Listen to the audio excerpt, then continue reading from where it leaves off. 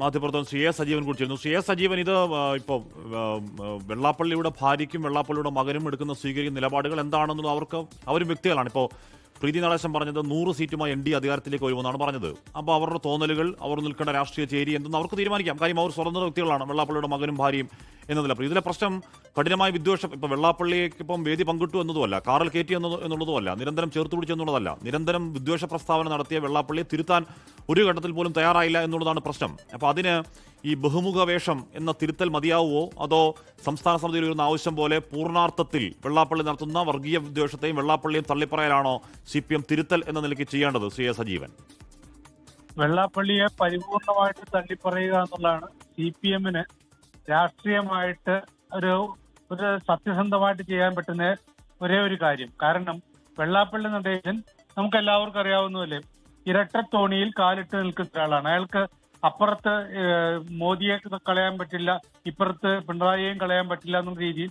കാരണം എന്ത് പ്രശ്നങ്ങളുണ്ടെങ്കിലും അതിൽ നിന്ന് രക്ഷപ്പെടാൻ വേണ്ടിയിട്ട് അദ്ദേഹം നമുക്കറിയാവുന്ന പോലെ ഈ അദ്ദേഹവുമായി ബന്ധപ്പെട്ട കുറെ കേസുകൾ ഇപ്പൊ തന്നെ നിലനിൽക്കുന്നതാണ്. അപ്പൊ അത്തരം കാര്യങ്ങളൊക്കെ രക്ഷപ്പെടാൻ വേണ്ടി ചെയ്യുന്ന ഒന്നാണ്. സ്വന്തം നിലനിൽപ്പ് മാത്രമാണ് വെള്ളാപ്പള്ളി നടേശന് ഏറ്റവും പ്രധാനപ്പെട്ട കാര്യം.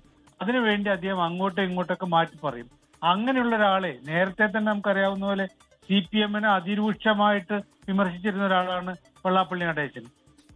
അന്ന് CPM ശക്തമായിട്ട് വെള്ളാപ്പള്ളി നടേശനെ എതിർക്കുകയും ചെയ്തു. പക്ഷെ പിന്നീട് LDF അധികാരത്തിൽ വന്നപ്പോൾ ഒന്നാം പിണറായി സർക്കാർ അധികാരത്തിൽ വന്നതോടുകൂടിയിട്ട് വെള്ളാപ്പള്ളി നടേശൻ പ്ലേറ്റ് മാറ്റുകയാണ്.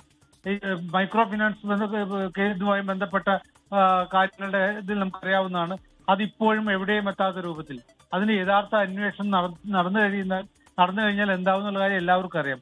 അതൊക്കെ ഏതാണ്ട് തടയുന്ന രൂപത്തിലാണ് വെള്ളാപ്പള്ളി നടേശൻ പിണറായിക്ക് വേണ്ടി സ്തുതി പാടിയത്.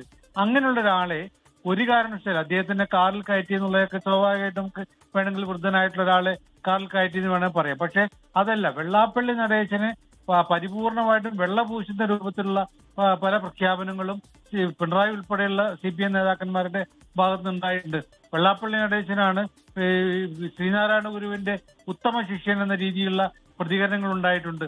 അതിനേക്കാളൊക്കെ അപ്പുറത്ത് വെള്ളാപ്പള്ളിയുടെ ഈ മലപ്പുറം മഞ്ചേരി പ്രസംഗത്തിൽ നമുക്ക് എല്ലാവർക്കും അറിയാവുന്നല്ലോ, അത് പരിപൂർണമായിട്ടും ഒരു സമുദായത്തെ വളരെ കൃത്യമായിട്ടും പിൻ പോയിന്റ് ചെയ്യുന്ന ഒരു ആക്രമണമായിരുന്നു. അതിനെ ന്യായീകരിച്ചുകൊണ്ട് നിൽക്കുക, അതിനെതിരെ പോലും ശക്തമായിട്ട് പ്രതികരിക്കാതിരിക്കുക എന്നത് അതിന്റെയൊക്കെ തിരിച്ചടിയാണല്ലോ സ്വാഭാവികമായിട്ടും ഉണ്ടായിട്ടുള്ളത്. എന്നിട്ട് പിന്നീട് വെള്ളാപ്പള്ളി നടേശന് കാര്യം മനസ്സിലായപ്പോഴാണ് അദ്ദേഹം പറഞ്ഞു, ഞാൻ ലീഗിനെതിരെ ഒരു സമുദായത്തിന്റെ ചിഹ്നം കൊടുത്തുകൊണ്ട് ആരും പറയില്ലല്ലോ, അത് സമുദായത്തിനെതിരെയാണ് പറഞ്ഞിട്ടുള്ളത്. അത് അത്തരം കുറെ കാര്യങ്ങൾ പറഞ്ഞിട്ടും വെള്ളാപ്പള്ളി നടേശനെതിരെ രൂക്ഷമായ രൂപത്തിലുള്ള ഒരു പ്രതികരണം പോലും ഉണ്ടായിട്ടില്ല എന്നുള്ളതാണ് ഏറ്റവും പ്രധാനപ്പെട്ട കാര്യം. ഇപ്പോഴത്തെ ഇതിന് എല്ലാ നേതാക്കന്മാരും പറയുമോ എന്നുള്ള കാര്യം നമ്മൾ നോക്കണം. P. ജയരാജനെ പോലും എത്ര എല്ലാ CPM നേതാക്കന്മാരും പറയുമോ എന്നുള്ളൊരു പ്രധാനപ്പെട്ട കാര്യമുണ്ട്.